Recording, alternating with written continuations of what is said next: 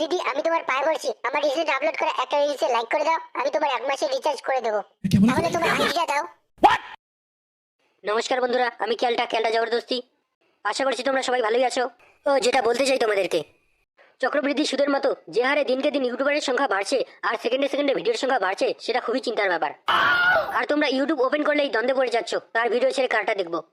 আজকাল কেউ সোজাভাবে মোবাইলটা ধরতে পারুক আর নাই পারুক, ফেসবুকের বায়োতে ঠিক লেখা থাকবে ব্লগার। আর 2-3 বছর পর হয়তো দর্শকের থেকে সোশ্যাল মিডিয়ার ইনফ্লুয়েন্সারের সংখ্যাই বেশি হয়ে যাবে। তখন হয়তো ইউটিউবাররা আর রিলাররা সাধারণ মানুষকে টাকা দিয়ে ভিডিও দেখাবে। ভাই আমি তোমাকে 1000 টাকা দেবো, আমার ভিডিওটা শুধু 1 মিনিট দেখো।